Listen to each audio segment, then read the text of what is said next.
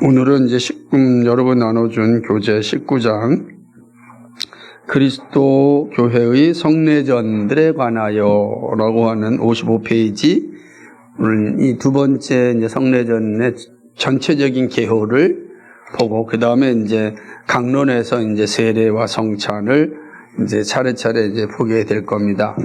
우리가 다 성례전을 우리가 행하고 있는데 우리가 이제 성례전을 얘기할 때는 딱 두 가지로 살펴보는데 하나는 이제 세례고 하나는 성찬이다. 그래서 우리는 두 성례밖에 인정하지 않는다라고 말씀드렸습니다. 로마 캐톨릭이 말하는 7성례가 아니라 우리는 두 가지만 우리의 성례로 이제 받는다라고 하였습니다. 이게 되게 중요한 것인데 왜 그러냐면 성경이 두 가지 성례만 분명히 말씀하셨기 때문에 그렇습니다. 그래서 우리는 두 가지 성례를 통하여서 하나님께서 우리에게 말씀하시고자 하는 게 무엇인지를 알아가는 게 매우 중요하다라고 하는 것이죠. 성례전의 봉헌이라고 하는 걸 잘 이해하셔야 되는데 하나님께 드려지는 것입니다. 성례전은 하나님의 말씀에 의하여 드려집니다. 우리가 세례나 성찬을 하기 전에 말씀이 없으면 사실은 그거는 세례와 성찬, 성례가 합당한 성례가 되지 못합니다. 반드시 성례는 말씀과 함께 주어집니다. 말씀이 주어지고 그 다음에 성례가 진행되는 겁니다. 그러니까 말씀이 없이 성례가 진행될 수가 없습니다. 그래서 말씀은 설교자를 통하여 주시기 때문에 설교자가 있는 곳에 반드시 성례가 있다라고 하는 것입니다. 이게 되게 이제 소중한 그런 유산인데 우리가 이거를 종종 이제 잊어버리고 성례를 말씀 없이 진행하는 거로 생각할 수 있습니다. 그거는 성례를 성례되게 하지 못하는 것이다라고 하는 것이죠. 여기에서 성례전을 제정하신 분이 성례를 거룩하게 하신다는 사실이 드러납니다. 말씀으로 말미암아 성례가 거룩해지는 것이다라고 하는 것이죠. 그러니까 우리는 모든 것 일상적인 것을 통하여서 이제 성례를 하죠. 물로 우리는 세례를 주잖아요, 그죠? 물이라는 것은 일상적인 거잖아요. 떡과 포도주도 일상적이잖아요, 그죠? 네, 일상적인 것이 말씀에 의하여 거룩하게 되어지고 그래서 그것이 우리에게 하나님의 뜻으로 다가오게 되는 것이다라고 하는 거죠. 그러니까 이제 여기서 55페이지 보면은 세 번째 줄에 사실상 요거 한번 읽어볼까요? 시작. 사실상 성례전을 위해서 사용되는 표징들은 일상적인 것 혹은 외적이고 가시적으로 되어 있다. 세례에 있어서 표징은 물이다. 교육자는 이 물을 가지고 가시적 씻음을 표시한다. 그러나 여기에서 이 표징이 가르치는 대상 혹은 내용이랑 중생이요 죄로부터 씻음이다. 그러니까 우리가 일상적인 물로 갖고 우리가 세례를 주잖아요. 그러면 우리가 이 세례를 줄 때 뭐냐, 성부와 성자 성령의 이름으로 세례를 주노라 이게 끝나는 게 아니라 그 의미가 뭐냐면 죄로부터의 씻음을 의미한다는 거예요. 중생을 의미한다라고. 우리가 이제는 죄로부터 죽었고 다시 살아난다라고 하는 개념이 세례인 것입니다. 그래서 세례를 얘기할 때 그 이스라엘 백성들이 홍해를 건넌 사건을 설명하는 게 그거예요. 홍해에 들어가는 건 죽는 거죠. 다시 나오는 거 사는 거잖아요. 그래서 세례는 바로 이렇게 죽고 사는 것을 의미한다. 그래서 우리가 일반적으로 죽고 산다라고 하는 것을 영적으로는 중생이라 하죠. 옛사람은 죽고 새 사람이 살아나는 것 중생이다라고 하는 그거를 드러내는. 그래서 중생한 사람이라고 하는 것이 외적인 고백으로 나타나는 게 세례인 것입니다. 그래서 우리는 세례를 통해서 세례 받기 전에 반드시 그 사람의 이 중생 거듭남을 확인하는 과정. 그래서 교육을 하고 고백을 듣고 그 고백에 근거하여 우리가 세례를 줍니다. 물론 속이고도 할 수 있겠죠. 그리고 사람 알 수 없잖아요. 속이는 거를. 그러나 하나님 아시니까 하나님 앞에 속이는 건 반드시 하나님께 책만 받겠죠. 그럼 그 사람이 이제 하나님 앞에서 해결해야 될 문제가 되는 겁니다. 그러나 분명한 것은 이런 어떤 세례를 대상은 뭐냐? 거듭남, 중생이다라고 하는 것이죠. 마찬가지로 성만찬에서도 떡과 포도주라고 하는 건 일상적인 것입니다. 그냥 우리가 먹는 포도주예요. 먹는 떡이라고요. 이게 신비하고 새로운 게 아니라고요. 근데 이 먹는 떡과 포도주가 거룩하게 되었다라고 하는 거죠. 그러니까 이 표징이 가르치는 대상 혹은 내용이 뭐냐라고 할 때 떡은 그리스도의 찢겨진 몸이다. 그리고 포도주는 그리스도 흘리신 피라 이렇게 대상으로 표징하는 것입니다. 그래서 우리가 떡과 포도주를 마실 때 이 표징을 생각하는 거죠. 이거 상징하는 게 뭐냐.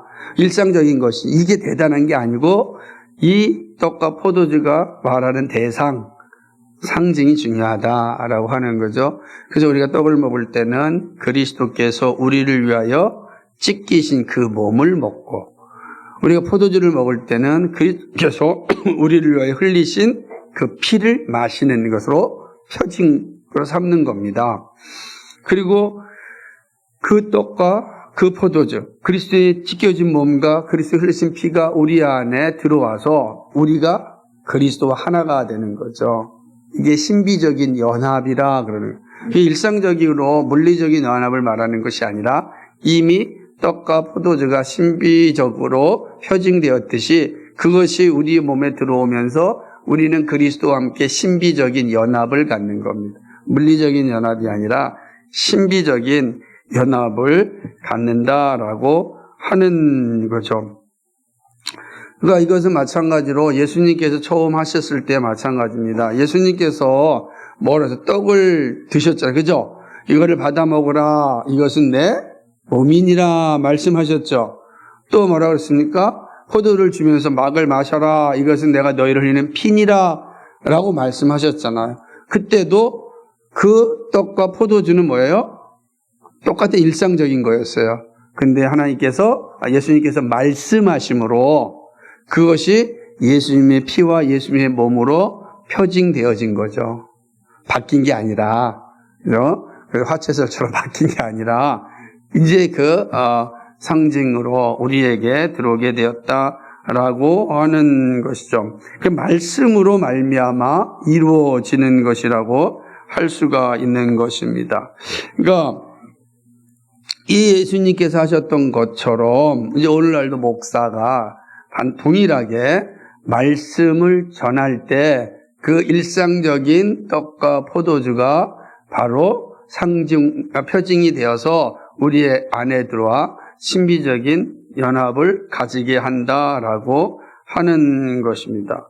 그러니까 똑같은 거예요. 그러니까 오늘도 목사가 이제 말씀을 전하고 성만찬을 진행할 때 똑같은 방법이기 때문에 첫 번째 예수님이 성만찬을 진행했던 것이 재현되는 겁니다.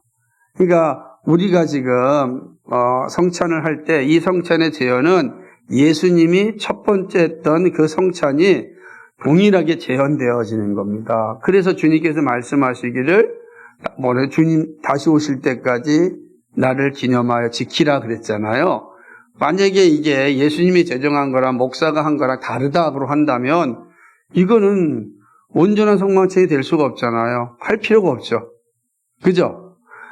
그래서 주님께서 말씀하신 것은 이제 주님이 하셨던 것처럼 말씀으로 이 떡과 포도주가 봉헌되어서 그리스도의 몸으로 그리스도의 피로 표징되었듯이 오늘도 이 말씀으로 전할 때 그리스도의 떡과 포도주가 그리스도의 몸과 그리스도의 피로 표징되어 우리 안에 들어와서 우리 안에 예수님과 우리 사이에 신비적인 연합이 이루어진다. 그래서 이 표현이 신비적인 연합이다라고 하는 건 우리가 물리적으로 이해할 수 없기 때문에 그렇습니다. 신비적인 연합이 우리 안에 이루어지는 겁니다. 그래서 오늘도 동일하게 성찬을 하기 전에 반드시 말씀을 전하는 이유는 첫 번째 예수님이 행하셨던 그 성찬이 그대로 재현되기 때문에 그런 겁니다. 그래서 말씀이 없다면 오늘날 우리가 수없이 많이 성찬을 한다 할 때도 그건 예수님이 제정하신 성찬이 아니에요. 성만찬이. 의미가 없는 거죠. 그렇게 됐다라고 하는 거죠. 그래서 성례전의 연합은 사실은 제가 이 말씀드렸듯이지만 이게 신비적인 연합을 이루어지는 것입니다. 그죠? 성례전을 제정하신 분의 목적과 뜻 때문에 우리 안에서 신비적인 연합이 이루어지는 것입니다. 그리고 그 성례전 연합이라는 세 번째 줄 한번 읽어볼까요? 시작. 물과 떡과 포도주는 보통의 표징들이 아니라 거룩한 표징들인 것. 세례를 위해서 물을 제정하신 그리스도께서는 성도들이 세례를 받을 때 단순히 물뿌림을 받아야 하는 뜻과 의도에서 제정한 것이 아니다. 그리고 성만찬에서 떡을 먹고 포도주를 먹고 마시라고 하신 것도 단순히 집에서 먹는 떡과 포도주처럼 먹고 마시라고 하신 것이 아니라 여기에는 신비로움이, 즉 신자들은 표징이 가르치는 대상 혹은 내용에 영적으로 참여하게 되고 신앙에 의해서 죄 씻음을 받게 되고 그리스도와 실제적으로 연합하게 된다. 그러니까 신비적인 연합이지만 이게 실제적인 연합이다라고 하는 거예요. 영적으로 우리가 참여하게 되는 겁니다. 떡과 포도주가 거룩하게 되었고 그것을 먹고 마심으로 영적으로 그리스도에 이렇게 참여하게 된다라고 하는 거죠.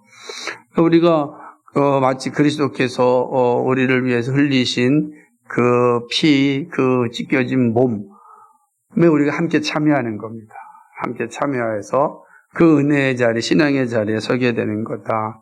그래서 성례전만큼 분명하게 연합을 경험하는 게 없어요. 그러니까 우리가 하나님이 우리 안에 거하시고 우리가 하나님에 거하신다 그랬잖아요. 예수님께 말씀하시기를 내가 너희 안에 거하고 너희가 내 안에 거한다. 이걸 어떻게 설명하시겠어요? 그죠? 영적으로 거한다라는 거 아멘 할 수 있는데 그럼 영적으로 거한다라는 걸 우리가 어떻게 이해할 수 있겠는가? 그래서 예수님께서 이 성만찬을 통해서 알려주신 겁니다. 그 성만찬을 통해 잊지 않아요. 내가 너희 안에 있고 네가 내 안에 있다라는 것을 늘 알려주시는 거예요. 그래서 교회가 성만찬이 사라지면 그리스도의 신비적인 연합에 대한 바른 이해를 갖지 못해요. 교회가 건강성을 상실하는 거죠. 내가 그리스도 안에 있고 그리스도가 내 안에 있다라는 것을 내가 늘 느껴야 되는데 느끼지 못해요. 우리는 정말 이 죄인 되었고 단순하고 우미하고 그래서 자꾸 까먹고 잊어버려요. 내가 그리스도 안에 거하여 있는가? 조금만 어려움과 힘듦이 생기면 그리스도가 마치 내 안에서 사라진 것 같고 그래서 멀리 떠난 것 같고 그런 거예요. 그래서 예전에 그 부흥사들이 자꾸만 이상한 노래를 만들었잖아요. 그죠? 성령이 오라 하죠. 성령을 부르잖아요. 성령이 그것도 있고 또 뭐죠? 이제 옛날에 항상 그 목사님이 그렇게 이야기하거든. 성령을 부르는 마치 초혼제처럼 그렇게 찬양을 했다고요. 그러니까 이게 이미 우리 안에 성령이 계심에도 불구하고 주님이 거하심에도 불구하고 우리가 잘 느끼지 못하니까 마치 오셨다가 내가 죄 지면 떠난 것 같고 그럼 안 되니까 빨리 불러야 되니까 부르고 그죠? 이런 것들의 어리석음을 하나님 예수님께서 잘 가르쳐주기에 위해 성만찬을 한 거예요. 그 성만찬 할 때마다 내가 너희 안에 있고 너가 내 안에 있다라는 것을 늘 확인하는 거예요. 그래서 매 주일마다 성찬을 했어요. 성만찬을. 고대교회는 매 주일마다 성찬식을 통하여서 이 사실을 인식했다고요. 그런데 인간은 또 약하잖아요. 악하고 매번 이렇게 하다 보니까 의식적이 돼버린 거예요. 감사와 감동과 이걸 느끼지 못하고 자꾸만 의식적이 되고 마치 이제 고린도 교회처럼 막 먼저 와가지고 포도주 다 먼저 먹어버리고 막 이러니까 안 되겠다. 그래서 어떻게 되는 거예요? 그래서 이제 조금 우리가 칼빈 같은 게 1년에 4번 정도 이렇게 통하여서 우리의 신앙을 좀 더 견고케 하자. 근데 그 다음에 청교도들은 아니다. 그거는 아무리 인간의 악함이라 할지라도 매주일 하는 게 좋다. 그래서 또 청교도는 매주일 또 이렇게 했어요. 그럼 왜 그러냐면 로마 캐톨릭은 매주일 미사를 드릴 때마다 성찬을 하잖아요. 근데 이들은 이종 성찬이 아니잖아요. 그죠? 떡만 먹이잖아요. 떡만 먹여요. 여러분은 그동안 캐톨릭의 이 미사에 안 가봐서 모르죠?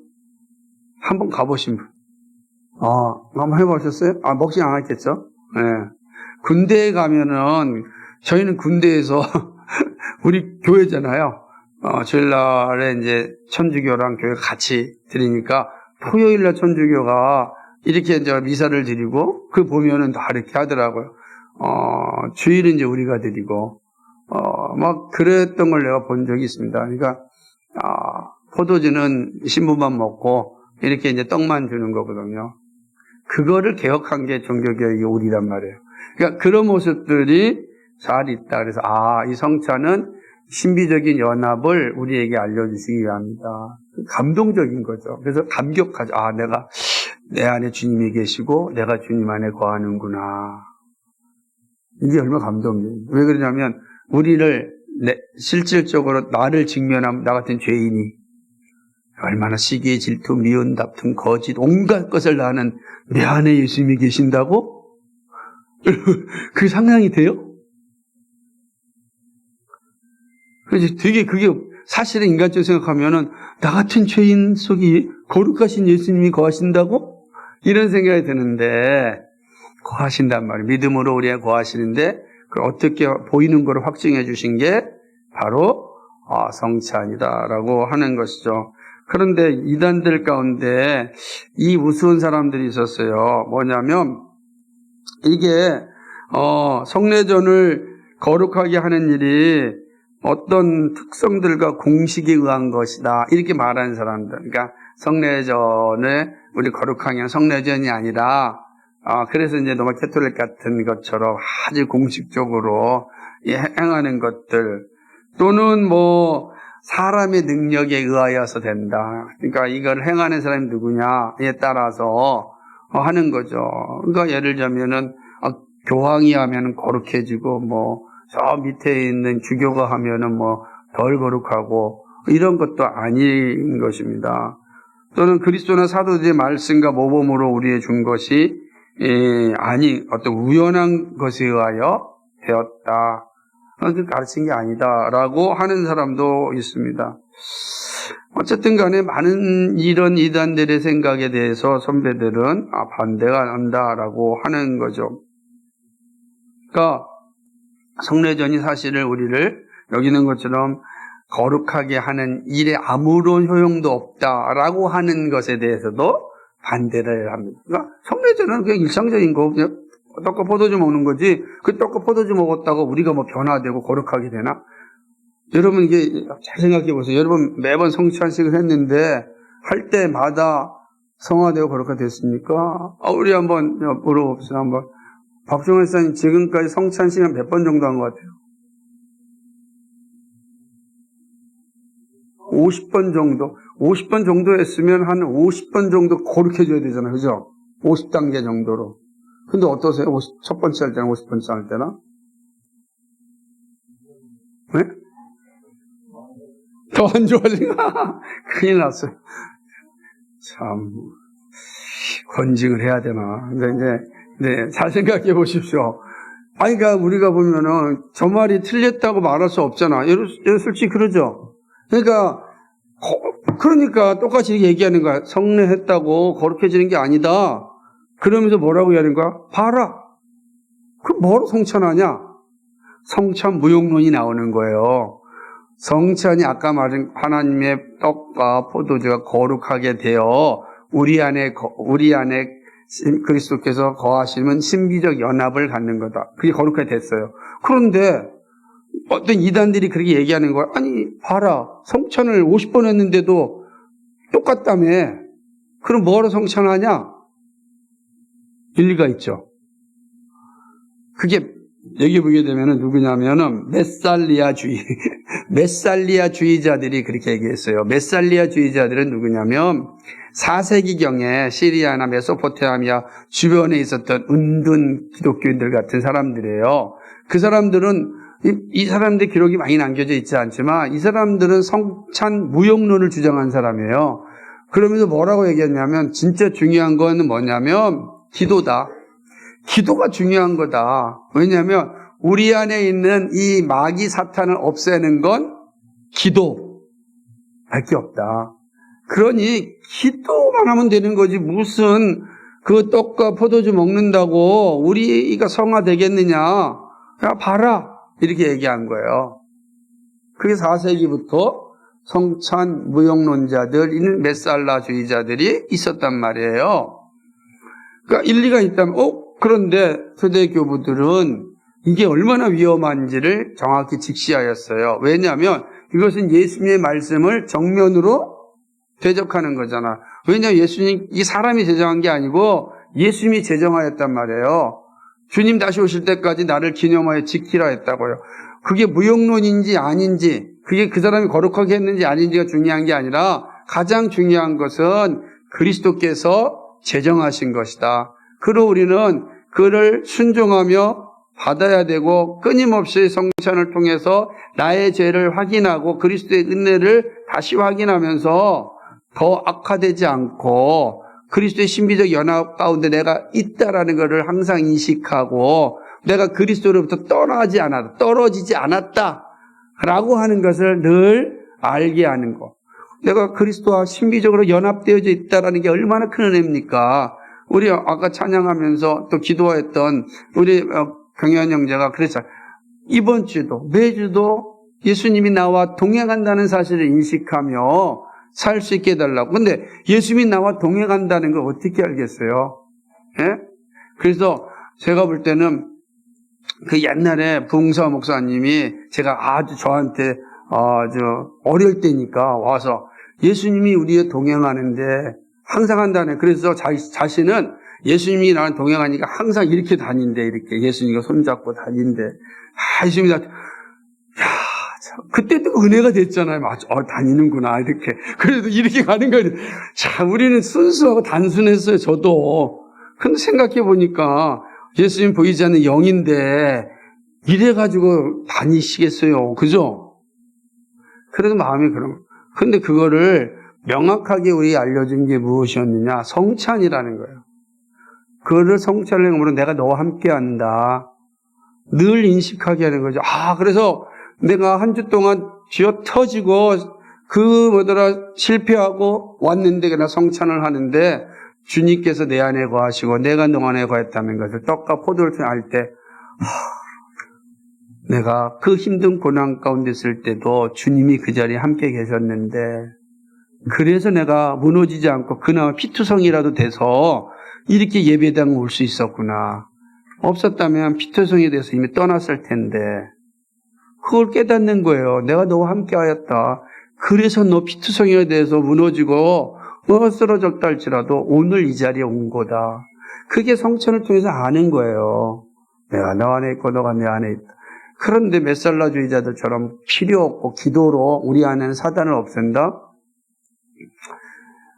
근데 중요한 게 뭐가 문제였냐면 기도는 내 안에 있는 성령께서 하게 하시는 거거든요. 그죠? 이게 더 중요하단 말이에요. 그래서 우리 이제 선배들은 그래서 메살라주의자들을 이단으로 정죄를 합니다. 그리고 그들은 역사 속에 사라졌어요. 그런데도 꼭 살아서 꼬불꼬불 나타난 사람이 있을 거 아니겠어요? 없더라도. 그래서 이 선배들이 이 오늘 신앙고백서에 정확하게 기록해서 지금도 혹시라도 기도만 유용하다라고 기도만 필요하다고 하는 사람들은 메살라주의자들 같은 이단이다. 우리가 아는 거죠. 그죠? 그래서 되게 중요하다라고 하는 거죠. 그러므로 우리가 이단들의 가르침에 정신을 바짝 차려야 한다라고 하는 것이죠.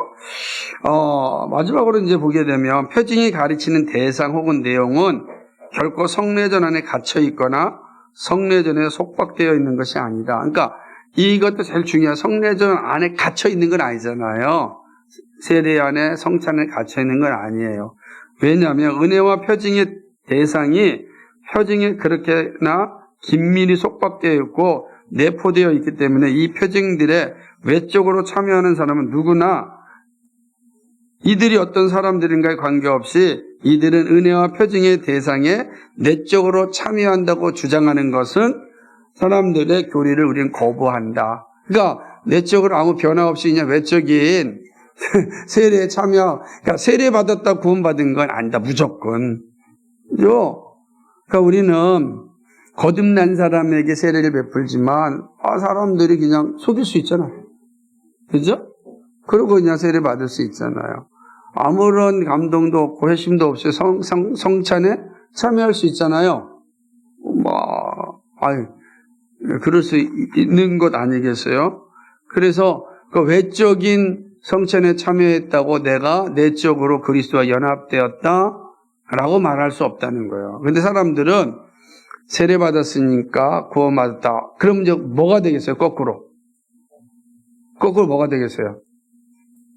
구원받기 위해 세례 받아야 된다. 세례 받지 못하였으면 뭐가 되는 거예요? 구원받지 못하였다. 이런 논리가 형성될 수 있잖아요. 그런데 이거 의외로 많습니다. 율법주의적 신앙을 가진 분들에게는 이런 의식들이 되게 많습니다. 그죠? 그러니까 반드시 어떻게든지 간에 막 세례를 주려고 그러는 거예요. 그 사람이 거듭나지도 않고 온전한 회심도 아닌데 막 세례를 주려고 그러는 거예요. 줘서 뭐예요? 너 세례 받았으니까 구원 받은 거야. 라고 하려고 하는 거죠. 근데 내가 그 가운데 가장, 문제가 되는 것들 중에 하나가 사실은 이제 유아세례거든요. 그러니까 유아세례를 받고 입교할 때 정확한 신앙 고백을 할 때까지 기다려줘야 된다고요. 근데 우리는 잘 그러지 못해요. 유아세례를 받았고, 그래도 신앙생활 하면 그 사람의 신앙을 확인하기도 전에 그 유아세례 받았고 신앙생활을 그 중상까지 했으니까 주자. 이렇게 이제 많이 생각을 합니다. 그러니까 외적인 변증에 동참하면 내적인 신앙에 동참하는 거로 생각하기 때문에 그래요. 그래서는 안 되는 거죠. 그래서 좀 더 기다리고 빨리 받는 것보다 다르게 받는 게 필요하거든요. 그걸 얘기한다라고 하는 거죠. 뿐만 아니라 뭐냐면 우리는 성례전의 가치가 교역자의 가치와 무가치에 의하여 결정되지 않는다고 보는 것처럼 우리는 이 성례전의 가치가 전적으로 신앙과 하나님의 신실하심과 순수한 좋으심에 달려있다는 사실을 알기 때문이다. 딱 이해가 됐죠. 그러니까 외적인 예를 들면은 교역자의 가치, 교역자가 정말로 괜찮은 사람인가 아니면 별 볼일 없는 사람인가 이런 거의 차이에 따라서 이루어지는 게 아니에요. 성망차는 성례전은 철저하게 제정하신 하나님의 은혜에 따라 주권에 따라 이루어지는 거죠. 그래서 하나님 앞에 온전한 신앙과 그죠? 그 하나님에 대한 신실하심에 우리가 온전히 순종할 때 비로소 성례가 합당하게 되어지는 것이다 라고 하는 것입니다.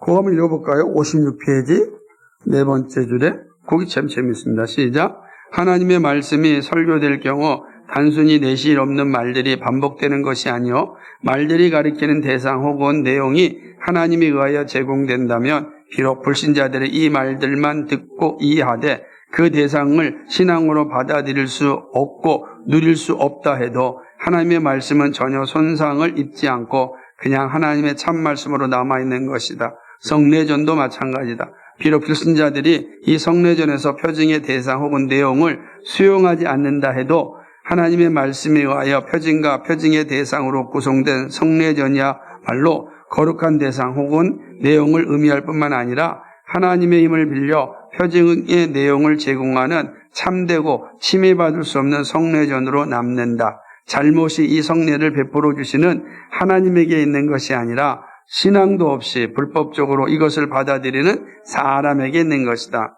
그러나 이들의 불신앙 때문에 하나님의 신실하심이 결코 무효화될 수 없다. 아멘. 예를 들면 제가 설교를 하나님의 말씀을 전하였어요. 근데 여러분들은 아멘으로 받는데 이 불신자들은 그 말에 대해서 나는 받지 않는다 라고 했어요. 그러면 목사의 설교가 의미가 있어요? 의미가 없어요? 그걸 묻는 거예요. 그러니까 불신자들이 그 말씀을 받지 않는다 할지라도 하나님의 말씀이 전하였으면 여전히 하나님의 말씀으로 남아있는 거예요. 받지 않는 사람이 문제지 성례전도 마찬가지예요.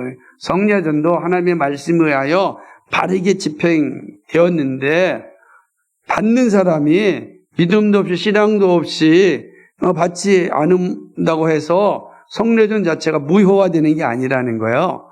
말씀으로 성례전이 베풀어지면 믿음으로 받는 사람에게는 신비적인 은혜와 연합이 나타나지만 신앙도 없이 믿음도 없이 그거를 그게 나랑 아무 관계가 없다라고 하는 사람에게 있어서는 성례전이 주는 은혜가 없을 뿐이지 성례전 자체가 무효화되는 게 아니다라고 하는 거예요. 성례전은 여전히 성례전으로 존재하는 겁니다.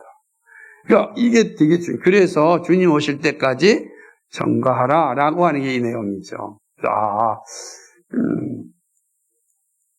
그래서 이 성례전의 목적을 잘 아는 게 중요합니다. 마지막은 성례전 제정의 목적입니다. 같이 읽습니다. 시작. 성례전의 제정의 목적에 관하여는 이미 본 신앙고백 처음에서 성례전이란 무엇인가 설명을 언급했으므로 여기서 또다시 언급하면 번거로운 일이다. 우리는 이제 논리적으로 새 백성의 성례전을 하나로 논하게 한다. 그럼 이제 성례전의 목적이 어디 있겠습니까? 앞에 있잖아요. 처음에, 그죠?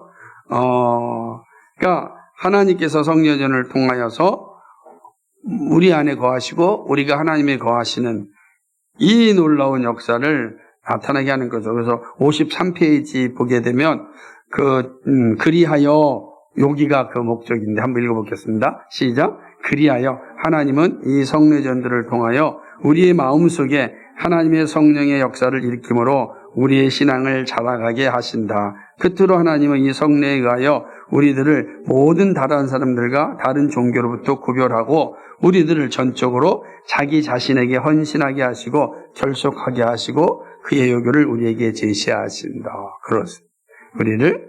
우리 안에 성찬을 통해서 우리 안에 거하신 성령의 역사가 일어나게 하는 것입니다.